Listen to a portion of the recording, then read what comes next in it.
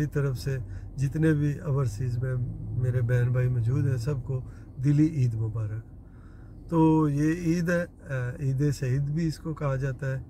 ये खुशियों का दिन है और हमें गरीबों को भी नहीं भूलना चाहिए, ऐसे लोगों को भी जो मुस्तहिक होते हैं कि खाली हम अपनी खुशियाँ ना मनाएं, वो भी हमारे बहन भाई हैं और हमें उनको भी साथ लेके चलना है।